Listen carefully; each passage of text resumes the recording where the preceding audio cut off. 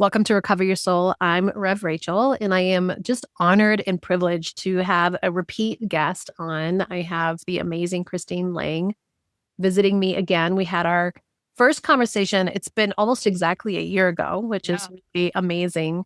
And in that year, I have become one of her students. I attend her monthly workshops whenever it works out for me and really enjoy what she has to offer on the socials. And then I had the privilege of being offered a pre-copy of Ask Your Spirit, receiving life-changing wisdom from your elevated intelligence. And I loved it. So I am just so honored to have you here with me today. Well, thanks for having me back. I'm so glad that you got a copy of the book and had time to read it. That's great. I get a lot of copies of books of people who come on, and I kind of, thumb through them and try to get something. But I was just so excited to actually get your book and to read it from cover to cover and enjoy it and everything that it has to offer. So I'm ready to dig in and talk more about it because it has so much to offer everybody. Thank you. Thank you.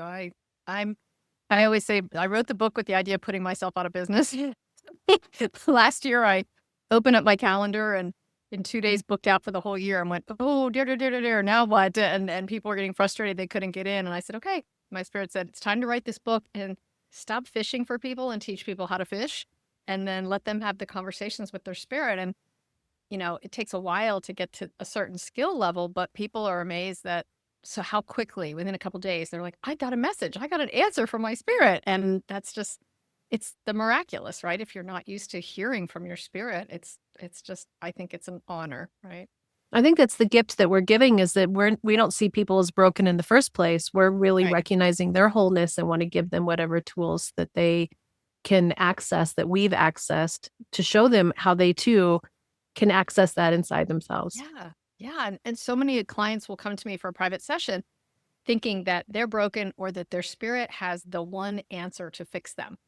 And what I really try to encourage them to see it is your spirit wants to collaborate with you to live this fully expanded life every single day. All the big decisions, nobody has your back like your spirit. Your spirit is your best life coach, health coach, career coach, relationship coach. She's invested in the same things you are. And having you be success and really tap into the universe's abundance gets her excited. Right. So first, I just want to say I'm going to put in the show notes the conversation that we had a year ago because I don't really want to repeat some of the stuff that we talked about last year, but I want them to have access to it because it's such a good foundation of who you are, how you got to what you're interested in, that you are you started as an intuitive health medical coach and healer and how that's progressed on. So I just want to put that in a little capsule so that people say, okay, go to the show notes, look at that YouTube channel. But what I want you to address right now for those who are saying, okay, well, what is the spirit? What is this intelligence, this aspect of myself? How do you define what that spirit is? I say that your piece of you that chose to incarnate is your soul. And your soul comes here for many reasons, but one of the primary reasons is to experience being a creator, get to manifest things. One of the issues the soul has is it wants for nothing. It came from the spirit world where everything is pure love and joy. And so it gets here and says, I don't really care if I have a blue car or a green car. I don't really care. And so we are each gifted an ego mind. It's like a blank hard drive, and we choose the parents we're going to incarnate to because of how they're going to program it on topics like money and race and sexuality and all the things. And that ego mind keeps us safe. Don't touch the hot burner, don't step in front of the bus, but it also helps us create preferences. The ego compares and contrasts and chooses. So, if you like silver and white cars better than black and tan cars, and you know that you like two-story houses better than one-story houses. And so your spirit is the combination of your soul and your ego mind. And I would say, this is a rough estimate, of course, but my guides tell me that your spirit is 80% soul, 20% ego mind, so that it has some preferences, it has some things to pursue. And why that ratio is important is that your spirit's wisdom is so much more vast than your mind's wisdom will ever be. And yet your spirit also knows what you're really hoping to create. You really want to end up living in Florida. You really want to end up running a dog sanctuary. You really want to have these things. And then your spirit goes, okay, let's move you in that direction. Right. Unless it's going to somehow thwart your soul's expansion. If winning the lottery is going to thwart your journey, your spirit's not going to join in and give you the winning lottery numbers. But if it's not going to impede your soul's journey, your spirit's all in and is going to give you the best steps to accomplish and manifest the things you want to manifest. I love that because I think that it gives I think a lot about our guides and the Akashic records. And, when the more we go into the woo, right, the more Mhm. you actually allow yourself to move into this place that is unlimited and how people talk about it and what terminology people are using. Ultimately, it's about getting clarity so that you can have clarity, right? And it Right. and it doesn't have to be the thing. It's so that you can figure out how you can get that part of yourself Yeah. more aligned to be able to access whatever those things are for Yeah, whatever whatever they the are. things you're interested in. If you're interested in Akashic records or studying mediumship or developing your certain skills in certain ways, there's sort of this information energy field that we're all swimming in. It's like we're goldfish in the goldfish bowl, right? That sea of information that is around us. It's how you tap into it. But your spirit is always plugged into it, just the same way your soul is. So when you start having conversations directly with your spirit, you're plugged into whatever you want to be able to do. And in the book, the beginning of the book is right to it. It's like here's the skills. Here's the Yeah. tools. Here's the meditation, here's the steps, here's how to access your spirit. And it's not like some wild, difficult, crazy experience. It's really I love how approachable those tools are. Oh, thanks. I think from being a lawyer, I'm super pragmatic and everything has to really yield results. Even when I'm teaching my intuitive energy healing, which is like Reiki, but a little stronger, when I'm teaching energy healing, I'm like, I want to teach you how to like kill the bacteria and virus in the public toilet that you go to. Like, I need this to have real world experience, not just be airy fairy feel good, right? I mean, I need to help you set that broken bone. I need to help you, heal yourself from COVID faster. It's not just about let me tell you about a past lifetime that you really can't verify anyway. Those are nice. And sometimes those pieces of information come in, but I am really about pragmatic, direct results. And so I always say the first third of the book is like me handing you your spirit's cell phone number and telling you how to Mhm. listen when she picks up the phone so that you have that. And then the second two-thirds of the book, each chapter is about the different kinds of questions people always want to ask their spirit and how to frame the questions so you get the best answers. Yeah, which I thought was great because I think sometimes that's just what we need is we need someone to give us the words and then the words become more natural for us to give ourselves. Yeah, just like in AI, if you have a better prompt, you get a better result. Mhm. There's all these courses now on how to use AI, and this is sort of that second two-thirds of the book I call the relationship manual. It's like, how do you now you have this relationship with your spirit? How do you get her to answer your questions? And when people come to me and say, I asked my spirit this, but she wouldn't answer, then I know it's in how they frame the question. Not that there's a certain bit of magic words, but if you frame the question in such a way that you only give your spirit two options, should I buy this house or this house? And there's really a third house she wants you to look at because that's your dream house. You just haven't seen it yet. She's not going to answer if it means giving you this distorted, incorrect answer. She just won't. Right. So understanding how to frame your question of what can you tell me about these two houses, that would yield the answer. Right. It's So if somebody is thinking, oh, good, now I can have access to something that can A, foresee the future, B, is bringing me um, everything that my wildest dreams wants for the perfect life, what would you say? I would say, yeah, but there's exceptions. Your spirit won't tell you the future if it alters your present in the incorrect way. In other words, people will say to me, "Well, I'm thinking of moving to Texas, but I might end up in Seattle because that's where my siblings live." And ask my spirit if I'm going to end up in Seattle. And her spirit might say, no, because if I tell her yes, she's going to cut out Texas and she's just going to go straight to Seattle. And in Texas, she's going to meet her next business partner. So she Mm, actually needs to go there. So I'm not going to tell her, yes, you're going to end up in Seattle. I'm going to say, ask me what your next step is. And your next step is move to Texas. mm, Right. So you will be given access to the amount of future information that enhances and validates what works for you right now.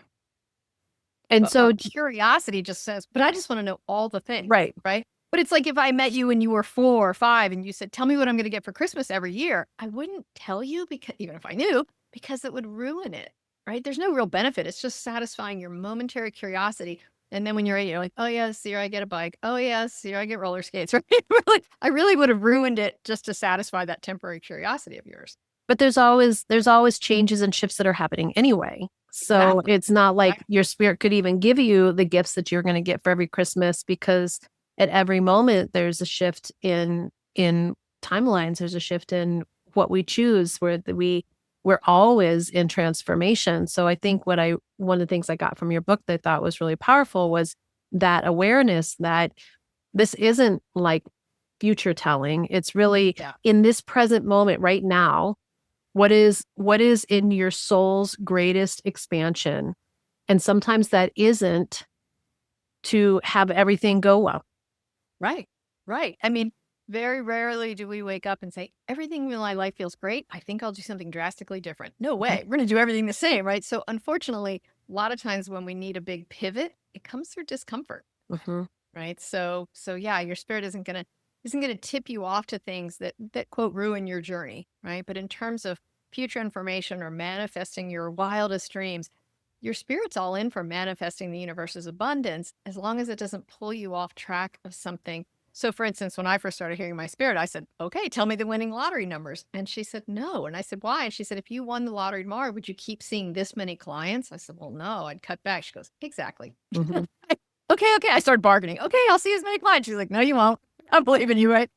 And I get it, right? And I have lots of abundance coming in, and she's helped me create lots of revenue streams.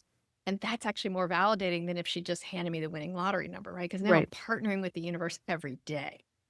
So I didn't get my immediate ego wish, but I actually got something that's given me more faith, more collaborative experiences, and all these great opportunities to work with people and witness their aha moments when Mhm. their spirit explains something to them.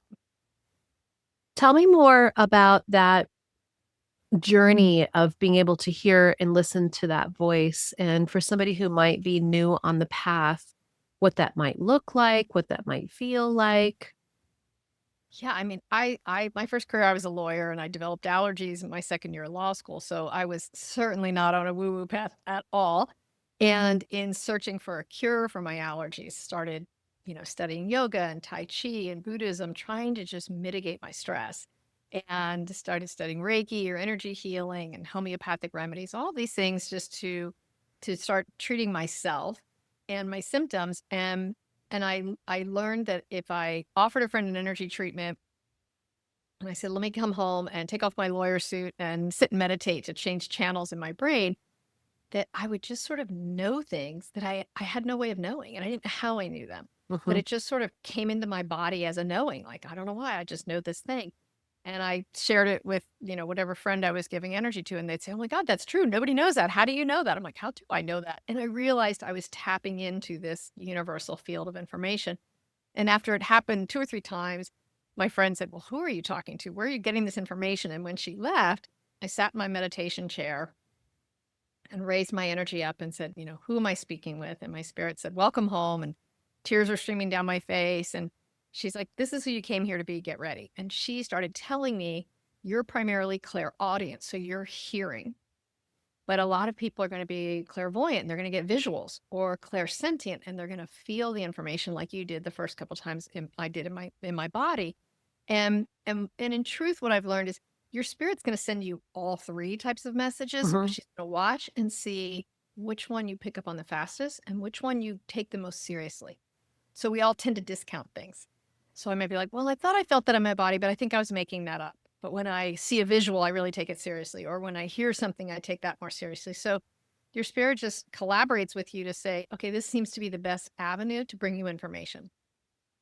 But when you start getting messages from your spirit, I would say be open to all of it, Mhm. because that when you can get multiples like that, it strengthens it, right? If somebody gets a visual and they go, I don't know, I saw a brown sofa. That doesn't mean anything. And I'm like, okay, go back to how did it feel when it came in? And was there music in the background? Like, oh yeah, there was a song. And then we put sofa and the word together. Oh, I know what that's talking about, right? And then Right. they put the message together, and then the spirit's like, okay, now she knows that's a way I can get messages to her. So we just sort of build this languaging system like you're building language with a toddler or with your dog or cat of like, okay, here's how they understand this. Here's how we understand each other on this one. And it gets bigger and bigger in terms of a vocabulary. It is amazing how when you just tap into those inner knowings or those voices just a little bit and start to trust it, Yeah. that it starts to move deeper and deeper and deeper. And I think about, gosh, when I started my soul recovery journey 7 years ago, I had been spiritual my whole life, raised Buddhist, went to a unity church, did all those things, but I was in the throes of sort of the despair of my life and all the Mhm. complications. It was like it was too busy, too loud, too chaotic, too painful. Yeah. And when I decided to have something different, then it began to speak to me. Actually, I started to listen because I'm sure it was there the whole Yeah. time. And and one of the things that's come is that it can be auditory and it can be the images, and I think I didn't pay attention to the images before. Yeah. But now that I have more information on it, it comes more clearly. But one of the things I love about your book is that you use a lot of stories of other people and your clients and, so Yeah. it's real world, like, "Oh, I relate to that. That just sounds familiar." And that this guidance that we're getting, again, not for it to be easy, Right.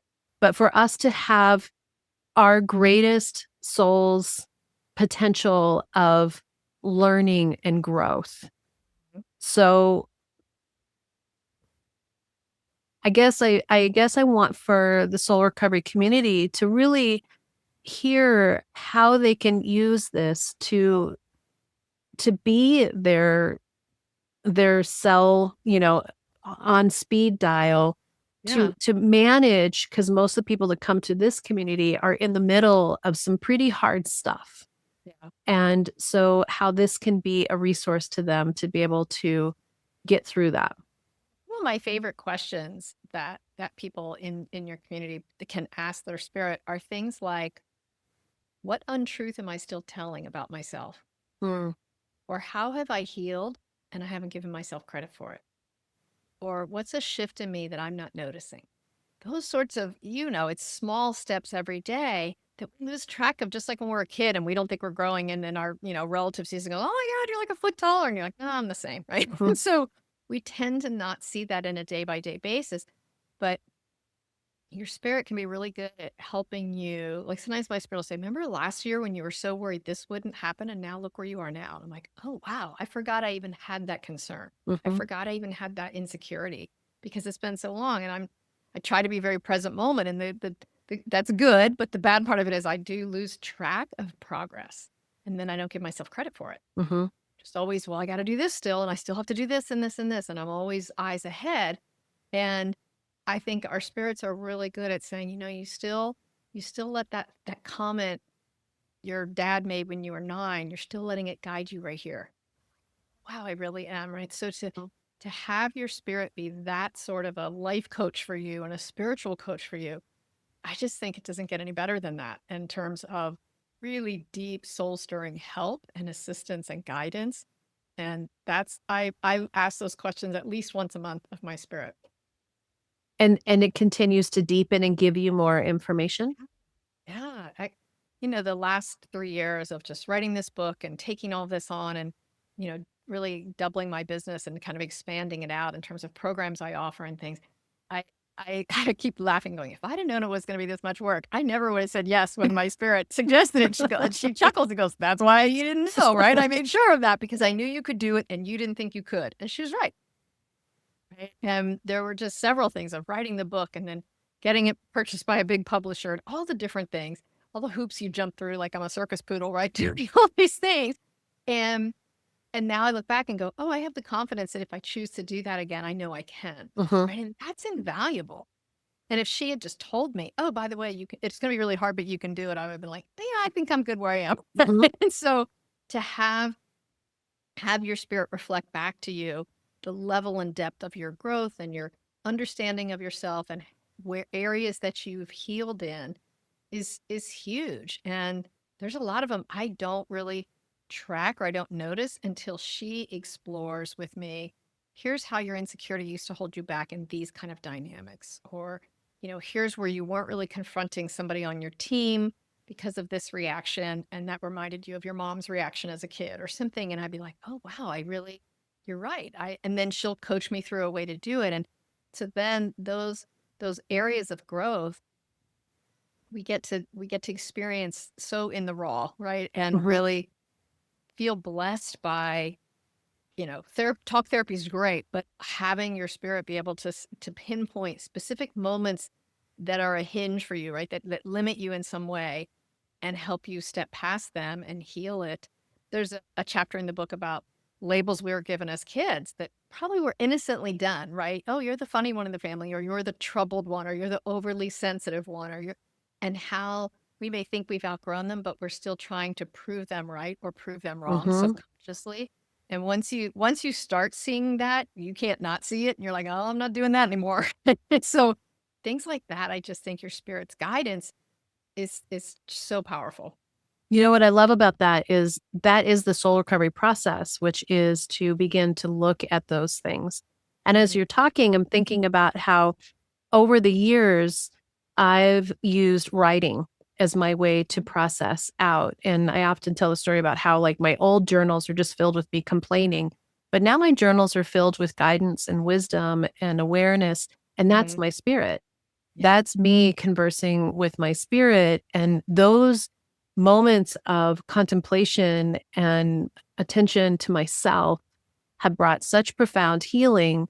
And it's not about talking to the person or having them get what I'm trying to say. It's all an internal guidance of being willing to look at these things, and they're not it's not like it is a magic fairy dust that goes over you and then all of a sudden it doesn't exist or it's not painful Right. anymore. Right. But I would say how I would describe what the change, the transformation you're talking about is also that in the beginning, your journals were about complaining because we all fall into what I call the victim pit, where we want to tell the story of ain't it awful and isn't it unfair? Mhm. Here's how the universe is unfair. I should have never gotten fired and this should have never happened. And that person should do more work at work instead of putting on my plate. And we tell the story of how things are unfair, and when we start making the shift and the growth that you did, we start looking for where's the learning? Where's the silver lining for me? How Right. can this work for me? What can be shown to me? And we go from critical to curious. Yes. That opens up the space for your spirit to start participating in the conversation with you. In the your earlier journals, it's all projecting out. It's like a Mhm. fire hose. Let me tell you how bad it is, right? And how unfair it is. And when you get contemplative, it's much more of a flow and then a give and receive. Yes. Yes, and then what I think is so amazing is that the more I do it for myself and then I watch other people that I've been coaching Mhm. have these experiences, the healings and transformations are Yeah. so deep and so profound and so, like, beautiful, and that's what I'm like, "That's why we're here. That's Yeah. why we're here is to have this wild challenge experience ride, and in the end, to remember, like, who we came here to be." I love the book Illusions by Richard Bach, where he Uh-huh. said, argue for your limitations, and sure enough, they are yours. So when we're arguing for how unfair it is and how bad it is, that's really all we can see because we Mhm. are like that fire hose, giving building the evidence pile of how the universe is unfair. And it's kind of like our ego is almost like a toddler having a tantrum. And the universe just kind of sits there and goes, okay, let me know when you're done, when you're Mhm. over yourself, right? And then we get bored with that, hopefully. And then we start getting curious and open to maybe there's another way to look at this. And when we look at it different, Everything's right there. everything's right there, and I Yeah. think that the amount of energy we're putting on in that tantrum of being, "I don't like the world how it's shown up for me," Right. you're giving your power away. Right. Well, and when we're saying this is how the world should be if it was fair, when I first started hearing my spirit, she goes, well, that's you this Tuesday and what you think is fair. By Mm. next week, you will think a slightly different version is fair, and every other ego has their own definition of what's fair. There's no way for the universe to satisfy everybody's definition. So it's actually going by a higher definition of fairness, which is every soul gets to experience what it has requested of the universe to experience. So I believe that. Mhm. And I think that that can be very difficult for somebody who's, just my community who has Had somebody who is abusive parents or something. in addiction or like that something, horrible's happening. And I think I may have mentioned this in our other podcast, or our other conversation was, at some point someone said, you chose rich for a reason. My husband and all the 10 or 15 years that we had of complications, I just thought to myself, well, that's crap. But now I totally see it. But when you are in the middle of something that hurts so much, for someone to say to you on some level, you chose this. It's hard. Yeah. And it feels cold, I think. Mhm. And so Right. let me offer some other tidbits. So I think it's really important. When I first started studying like Abraham Hicks and, law of creation, I really struggled with, well, you can't tell me this 2-year-old who has cancer started thinking, I think I'm going to have cancer. Like it does, Right. there's too many things that didn't make sense. And so when I started hearing my spirit, one of the things she explained to me early on is roughly, and again, big roughly 50% of what happens to you, your soul chose before you incarnated. And the other 50% is your ego gets to choosing the blue car versus the brown car. And if the blue car tends to be, kind of a clunker, that's not your soul going, I really want a clunker car. Right? It's just Mhm. so we get free will, both of our soul and our ego mind. And so how you're going to react when somebody, bumps into you with their shopping cart in the grocery store, that's not a soul journey, right? That's a free will. But the major things, I got in that car accident, I chose a parent who is an alcoholic, the big, big decisions and events, those are soul chosen, knowing that, okay, I'm going to choose this person as my dad and this person as my mom, knowing there's a good chance he could be an alcoholic. I'm Mhm. seeing the things he's choosing, and I just suspect, but I still think it's going to be really powerful learning for me to have a healing journey. And that's the script I want to write for myself for my healing journey. Does that mean it'll be painful? Absolutely. How you entered the world through a birth canal is painful. Mhm. Right. We are definitely not choosing the smooth and easy path for sure. But those big events that we tend to choose, cancer, car accidents, things like that, those are soul chosen for the opportunities that they bring. And so many clients hear me say that on podcasts and they'll come say, okay, tell me how my soul chose this. Mhm. That seems awful. And I've never had one yet that didn't leave the session going, oh, wow, I see the beauty in that. Doesn't mean I enjoyed it, but I get the perfection. I think that the beauty of that concept gives us so much more strength and ability to really look at our lives from a new lens. Like you can either choose to see it and be a victim, or you can choose to see it and be a hero. And ultimately, there's only two choices. It's love or fear. So Right. to move into a place where I can look at everything that happened in my life or, the parents that I chose or the situation or, whatever it is, when I see it from the lens of like, well, what am I going to do about it? How are you going to Right. see it? How are you going to show up for it? How are you going to expand from it? If you have someone's putting you down instead of saying, oh, they think that I'm terrible, I'm like, oh, really? Just wait. And that's like, oh, it's actually motivation for me to, to really thrive. And I look at you and some of the other new thought leaders that I really respect, and it's given me so much strength to go out in the world and to excel and to want to be on that same path too, versus somebody who could be like, "Oh, I could never be like that," or, you know, "They're the lucky ones," and every day we choose. We Yeah. choose. And our Oh. spirit wants for us, that's why the access to the spirit, because as soon as I fall into the pity party place, she Hmm. comes and she says, "Oh, honey, Yeah. I see you, but that's not what we're here for." Yeah. And I'm so grateful for that voice. Absolutely. And when I was first starting to play in this realm of, a major one of the top 5 publishers, I was their tiny, tiny person. I'm not the, million-dollar author with, 10 book bestsellers, none of that. So I was kind of treated accordingly by some in the industry of like, oh, brush her off to the side. We don't have much. And for a few weeks, I bought into that and I felt really small and insignificant. And my spirit said, this book has its own karma. It has its own path and its own journey of who it's supposed to reach. You really think we won't get it in front of the people it's supposed to be in front of? Hmm. You do your part, we'll do ours. Don't worry about how big the numbers are, what your reputation is, what this reputation is. Kind of keep your nose on your journey, and that really helped me feel lit up. Like, this is my purpose. I'm not competing. I'm not going to compare. And since then, I've really I unfollow people on social media who I probably should be following who are in this space, but who are all about like, well, I've known since I was 5, I was special, and this is who I came here to be. I'm like, anything that feels like I can never get there because you're so amazing, that's not my message, right? I Hmm. don't buy that. I think everybody has the potential to be who they came here to be. And your soul has a vested interest in you accomplishing your mission, and not much is going to stop it.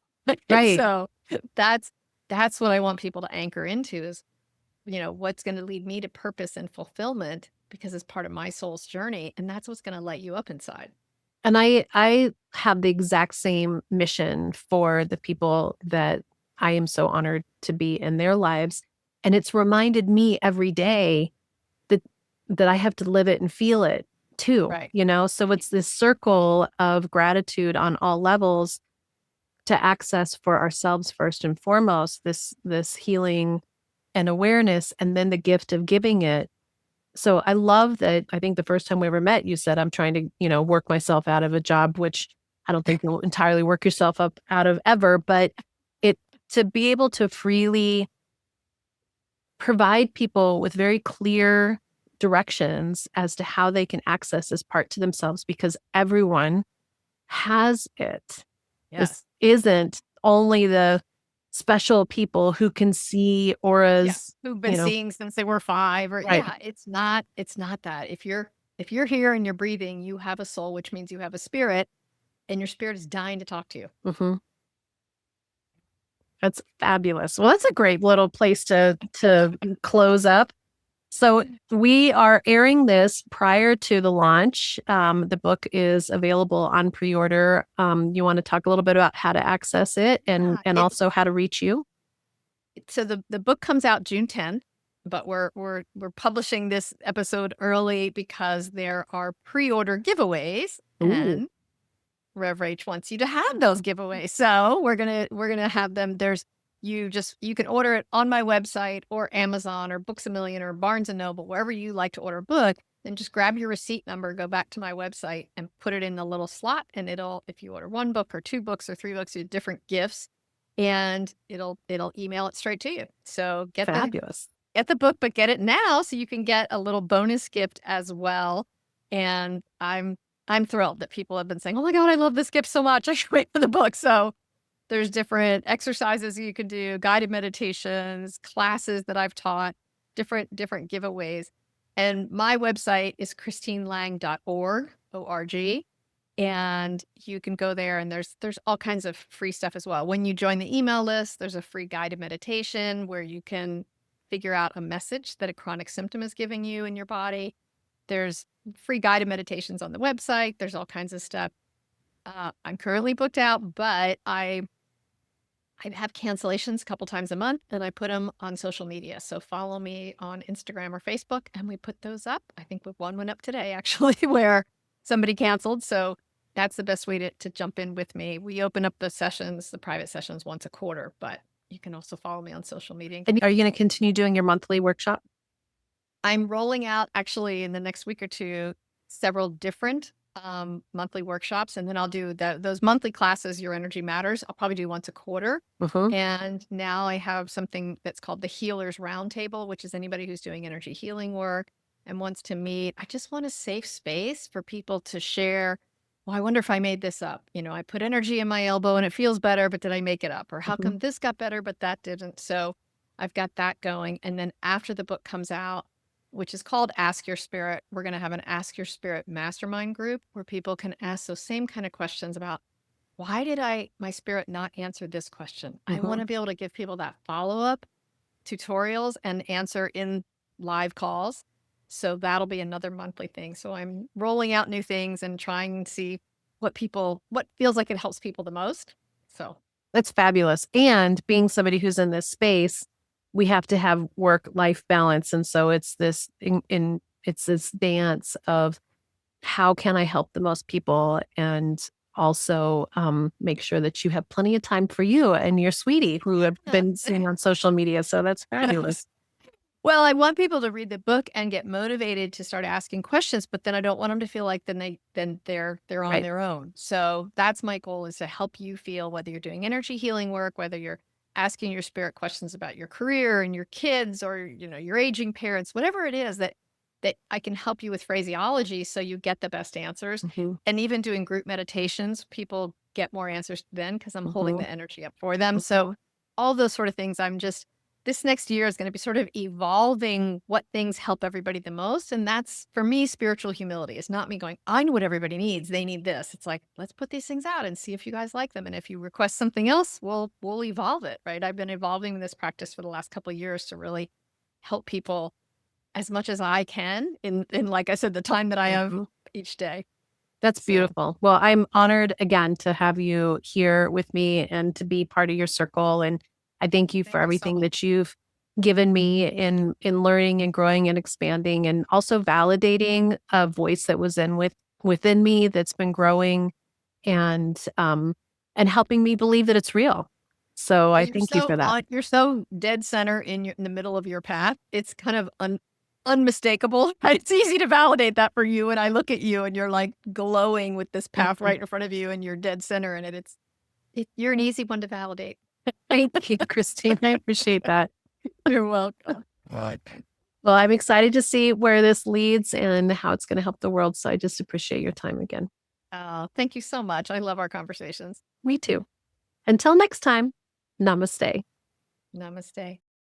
The Recover Your Soul podcast and its content is for educational purposes only and is not allied or representative of any organizations or religions. It's based on the opinions and experience of Reverend Rachel Harrison. Recover Your Soul claims no responsibility to any persons or entity for any liability, loss, damage, or cause alleged to be caused directly or indirectly as a result of its use. Applications or interpretations of the information represented herein. Take what you need and leave the rest.